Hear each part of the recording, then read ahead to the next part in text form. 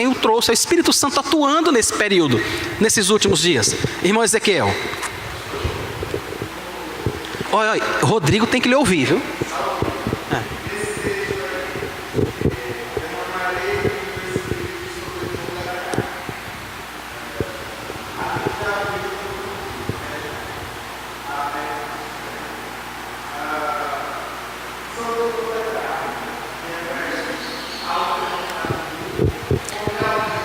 Ah, tá.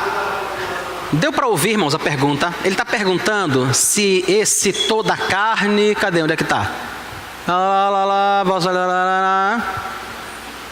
Aqui, toda a carne.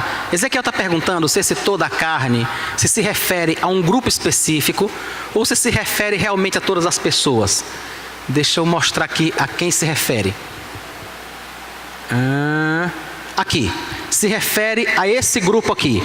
A todos quanto o receberam, deu-lhes o poder de serem feitos filhos de Deus, a saber, aos que creem no seu nome. Por quê? Porque somente quem recebe o Espírito Santo pode crer no seu nome. Somente. Quem não recebe o Espírito Santo vai continuar a olhar para a Bíblia e dizer, não faz sentido nenhum. Ontem...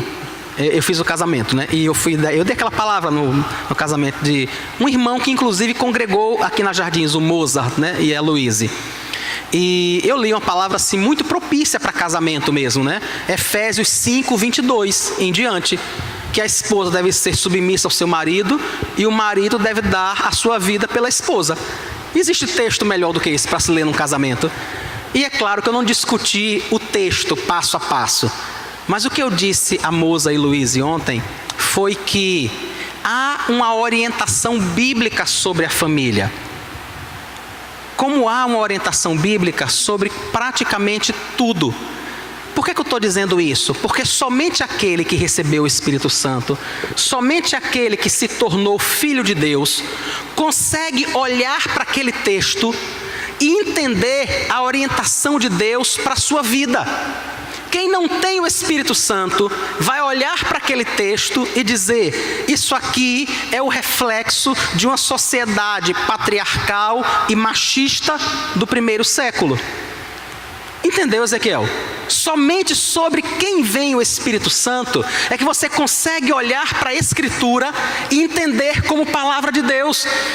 E essa aula demonstra muito isso, irmãos. Lembra essas profecias todas que nós vimos agora a respeito de Cristo? Os escribas e fariseus que foram consultados por Herodes. Lembra que Herodes, quando os magos chegam lá e dizem, onde é que está o rei dos judeus que acabou de nascer? Herodes manda chamar os magos, ou manda chamar os escribas. E os chefes, né, os sacerdotes. Aqueles escribas tinham o rolo da lei. Eles tinham um Antigo Testamento. Mas tinha uma diferença entre eles e aqueles magos. Não é interessante? Aqueles homens que estavam chegando ali para procurar Herodes, eles olharam para a mesma Escritura e disseram, rapaz, o Messias nasceu. O Messias é aquele homem. Os escribas tinham a mesma Escritura e não conseguem perceber. Veja que interessante, não é o que acontece exatamente hoje. Aquele que tem o Espírito Santo, aquele que nasceu de novo, ele consegue olhar para a Escritura e entender, essa é a vontade de Deus para a minha vida. Mesmo que em alguns momentos eu não consiga viver isso tudo. Mesmo que em alguns momentos eu ainda erre naquele aspecto, naquele outro ponto, mas eu tenho plena convicção de que isso não é a orientação de uma sociedade machista do primeiro século da era cristã, mas é a orientação do Espírito Santo para a vida das famílias. Veja que interessante, só quando o Espírito Santo vem sobre nós para a gente perceber isso. Ezequiel.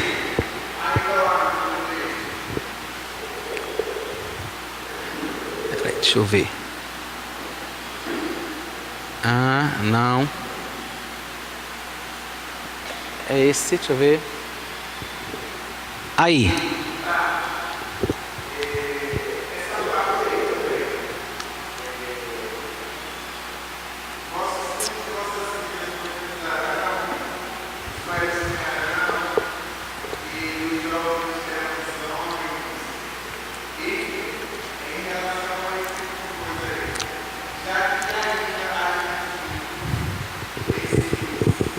Últimos dias.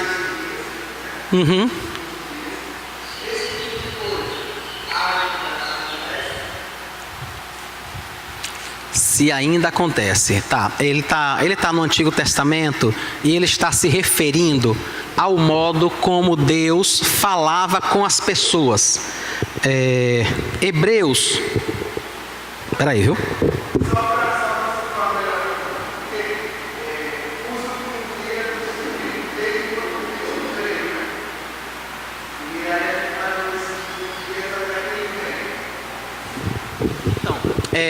Joel está usando aí exemplos, irmãos, do modo como Deus falava com o seu povo.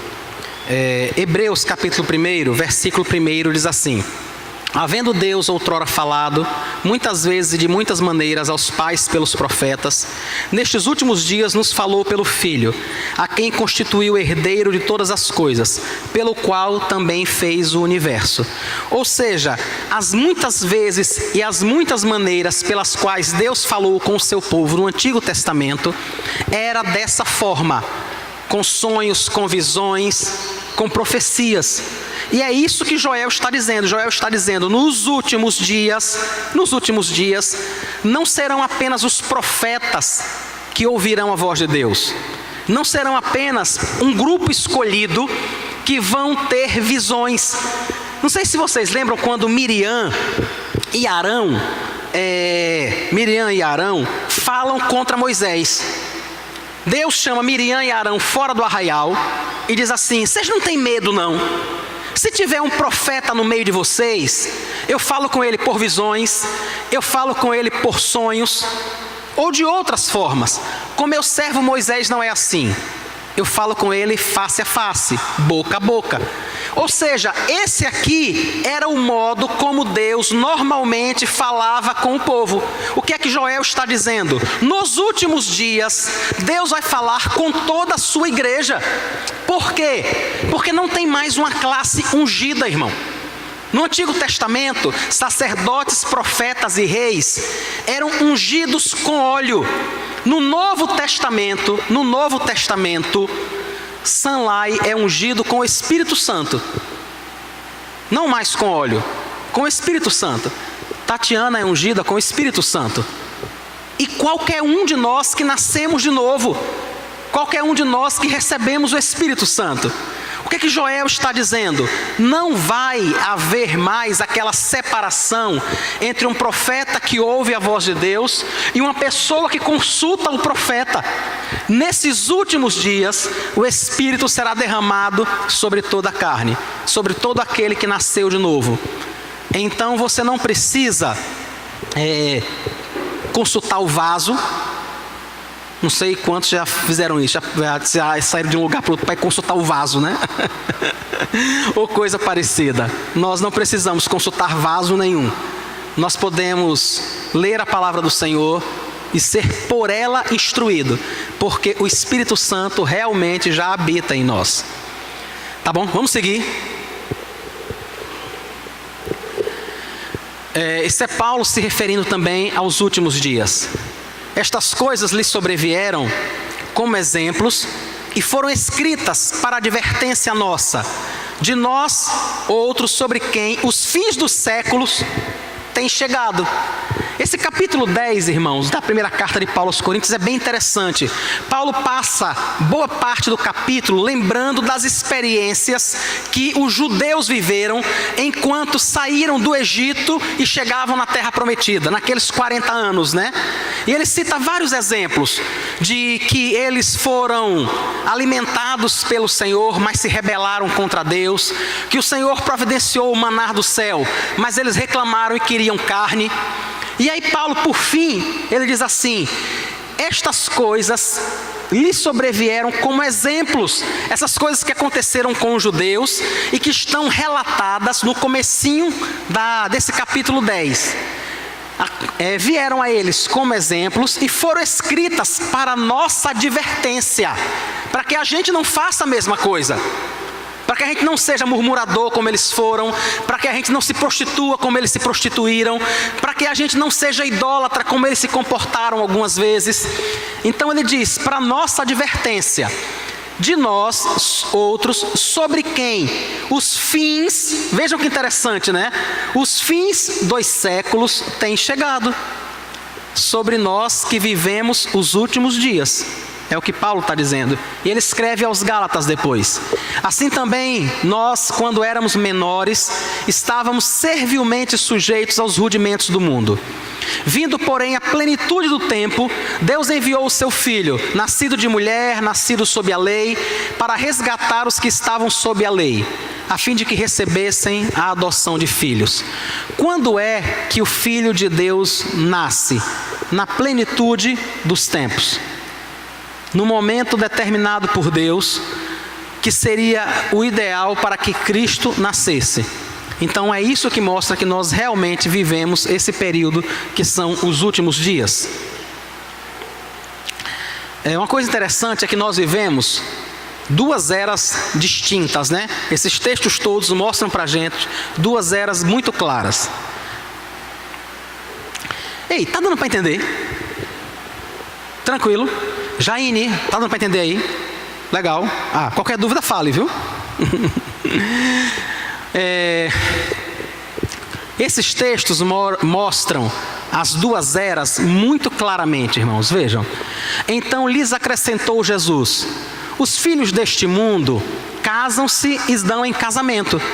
Quando ele fala sobre os filhos deste mundo, ele está se referindo a essa era, ao momento em que eu e você vivemos. A gente não se casa, a gente se casa e se dá em casamento. Mas veja o que ele diz: mas os que são havidos dignos de alcançar a era vindoura e a ressurreição dentre os mortos, não casam, nem se dão em casamento. Percebem que o mesmo texto, fala sobre dois momentos diferentes. Nós vivemos um momento onde nós nos casamos e nos damos em casamento. A vida transcorre normalmente. Mas vai haver um momento onde isso não vai mais acontecer. Nessa era futura. Nessa era que ele chama de vindoura. Na era vindoura não vai haver nem casamento. E é interessante o marco que ele coloca para essa era vindoura: a ressurreição dentre os mortos. Nessa era vindoura, iniciada com a ressurreição dentre os mortos, as pessoas não se casam mais. Interessante, né? As pessoas simplesmente não se casam mais. São duas eras bem diferentes, né? Só abrindo um parênteses, né? Valia a pena a gente se perguntar e responder para a gente mesmo, né? Se eu tivesse que continuar pela eternidade casado com a mesma pessoa que eu estou casado aqui, né? Será que isso nos traria alegria? Ou assim, nem tanta alegria, talvez? Não é para ninguém responder nada, não, viu? Era. Sim. Até que a moça... tá escrito,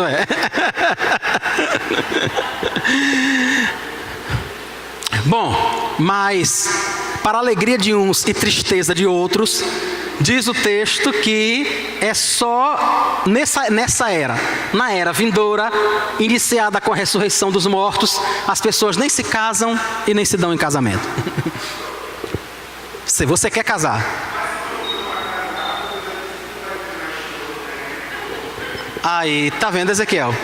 Ele está dizendo que a Bíblia também diz que nessa era não vai ter choro nem tristeza. Então seria bom estar casado também, né? Lucas 18. Respondeu-lhe Jesus: em verdade vos digo que ninguém há que tenha deixado casa, ou mulher, ou irmãos, ou pais, por causa do reino de Deus. Quando é que se deixa casa, mulher, irmãos ou pais por causa do reino de Deus? Nessa nossa era, nesse momento que nós vivemos. É agora que nós temos casa. Naquela época, algumas pessoas eram perseguidas pelo Evangelho, por causa do Evangelho, como acontece ainda hoje, né? Em países muçulmanos, muitas vezes, admitir que se converteu, admitir que é um cristão, significa ser obrigado a deixar a casa, a deixar a família, a deixar os bens. Ou seja, ele está se referindo a essa era, o momento onde nós temos, uma casa que pode ser deixada, uma mulher, irmãos ou pais. Essas pessoas, diz ele, que não receberá no presente muitas vezes mais, e no porvir a vida eterna. Está vendo que ele destaca claramente duas eras? Nós vivemos os últimos dias. Nesses últimos dias a gente se casa e a gente se dá em casamento. Nesses últimos dias nós deixamos pai, mãe, casa, mulher e filhos por amor ao Evangelho. É essa era. Mas vai haver uma era onde isso não vai mais acontecer. Vai haver um momento onde as pessoas não vão mais se casar. Vai haver um momento onde aqueles que precisaram sofrer essas coisas por causa do Evangelho, que eles vão receber a vida eterna. Aonde é essa era? No porvir. É um tempo diferente. Então, os últimos dias representam uma era, um momento, mas anuncia uma outra que está por vir. Essas duas eras são separadas pelo dia do Senhor. 11h30, misericórdia. A vontade de quem me enviou é esta: que nenhum eu perca de todos os que me deu. Pelo contrário, eu o ressuscitarei no último dia. De fato, a vontade de meu Pai é que todo homem que vir o Filho e nele crer tenha a vida eterna. E eu o ressuscitarei no último dia. Vejam que ele mostra, irmãos, quando essas coisas vão acontecer. No último dia. Ou seja, no dia do Senhor. Paulo escrevendo aos Tessalonicenses. Irmãos, relativamente aos tempos e às épocas, não há necessidade de que eu vos escreva. Pois vós mesmos estáis inteirados com precisão de que o dia do Senhor vem como ladrão da noite. Ou seja, nós estamos vivendo uma era que começa lá com a morte de Cristo e o derramamento do Espírito Santo. Vivemos os últimos dias. Nesses últimos dias o Senhor fala conosco e o seu Espírito atua em nossa vida. Nesses últimos dias nós casamos, nos damos em casamento e passamos por coisas boas e ruins. Haverá um dia, o dia do Senhor, que é apenas um dia e que vem como um ladrão de noite, ou seja, que é um dia que nos surpreenderá. É nesse dia que também é chamado de último dia, é nesse dia que vai acontecer a ressurreição. É esse dia que põe fim aos últimos dias e onde tudo termina. É esse que é chamado o dia do Senhor. Ainda não aconteceu. Por que eu estou dizendo isso? Porque tem pessoas, os testemunhos de Jeová, por exemplo, já marcaram algumas vezes a data desse dia do Senhor. Mesmo na época de Paulo, irmãos, isso acontecia. Irmãos, no que diz respeito à vinda de nosso Senhor Jesus Cristo e a nossa reunião com Ele, nós vos exortamos a que não vos demovais da vossa mente com facilidade, nem vos perturbeis, quer por espírito, quer por palavra, quer por epístola, como se procedesse de nós, supondo tenha chegado o dia do Senhor. Ou seja, esse dia final não chegou ainda. Por que é que esse dia final não chegou? Como é que nós sabemos que esse dia final não chegou ainda? Porque nós ainda casamos, porque nós ainda sofremos, porque os mortos não ressuscitaram. É por isso que Paulo está dizendo: não deixe que ninguém demova você daquilo que você conhece, daquilo que você sabe. E aí Paulo apresenta mais um motivo. Ele diz: ninguém de modo nenhum vos engane, porque isto não acontecerá sem que primeiro venha a apostasia e seja revelado o homem da iniquidade, o filho da perdição, o qual se levanta contra tudo que se chama Deus ou é objeto de culto, a ponto de assentar-se no santuário de Deus, ostentando-se como se fosse o próprio Deus. Ele está se referindo ao anticristo e nós vamos, como eu já disse a vocês, nós vamos ter toda uma lição só sobre o anticristo. Nesse momento eu só queria mostrar que esse dia é um dia só, que é chamado de o dia do Senhor. É o dia da ressurreição, é o dia da vingança do nosso Deus sobre todos os ímpios. é o dia em que o sofrimento daqueles que receberam a Cristo vai cessar, e aqueles que não conheceram a Cristo viverão para sempre separados do Senhor. Esse é um único dia. Esse dia chegará. Ainda não chegou, mas chegará. E quem prometeu isso para a gente foram os próprios anjos. Aí é o momento da ascensão de Cristo, né? Quando Cristo é elevado aos céus. Ditas estas palavras, foi Jesus elevado às alturas à vista deles, e uma nuvem o encobriu dos seus olhos. E estando eles com os olhos fitos no céu, enquanto Jesus subia, eis que 2 varões vestidos de branco se puseram ao lado deles e lhes disseram: varões galileus, por que estáis olhando para as alturas? Esse Jesus que dentre vós foi assunto ao céu, virá do modo como o viste subir. O dia do Senhor não chegou ainda, mas virá. Você pode dizer assim: são anjos aí mesmo? São sim, irmãos.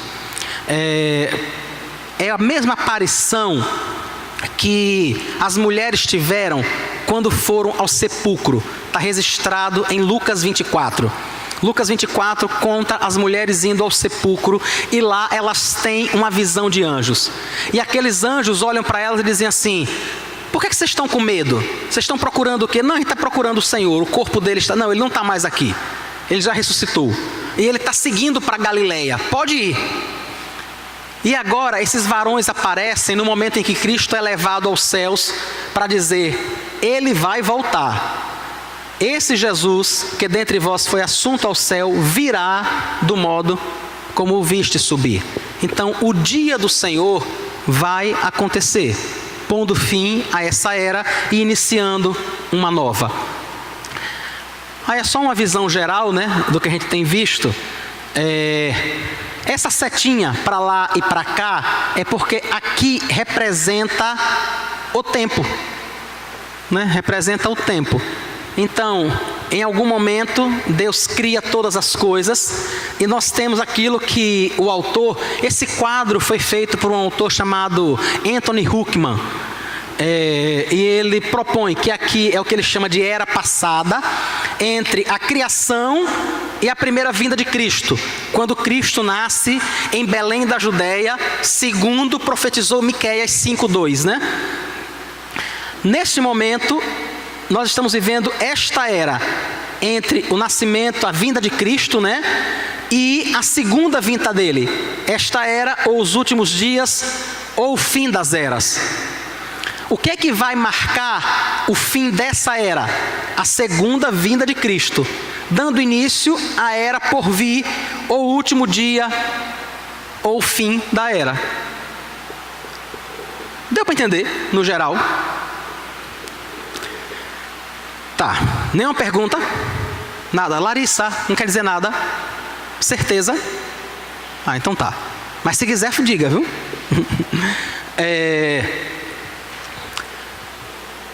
Como viver nesses últimos dias? Como é que a gente consegue viver então nesse período que nós chamamos de últimos dias? O apóstolo Pedro dá uma orientação para a gente. Virá, entretanto, como ladrão o dia do Senhor, no qual os céus passarão com estrepitoso estrondo, e os elementos se desfarão abrasados, também a terra e as obras que nela existem serão atingidas. Visto que todas estas coisas hão de ser assim desfeitas, rapaz, eu acho massa demais isso que ele faz. Veja, ele diz que no dia que Cristo voltar, no dia do Senhor, os céus e a terra passarão, os elementos abrasados vão se desfazer, e a terra e as obras que nela existem vão ser atingidas. Tudo vai ser atingido. Vejam, no dia que Cristo voltar, o nosso carro 0 quilômetro, que a gente se endividou até o pescoço para pagar, quando nem precisava disso, a nossa casa, que a gente vai passar 1 bilhão de anos pagando, porque tinha que ser aquela casa, não podia ser outra, tudo isso vai se desfazer. Tudo isso. Veja que interessante. Veja o que ele faz, ó. Visto que todas estas coisas hão de ser o quê, irmãos? desfeitas. Veja que interessante. Visto que tudo o que é material, tudo o que é físico vai ser desfeito. É isso que ele está dizendo, preste atenção, vai ser desfeito. O que é que você e eu devemos fazer então?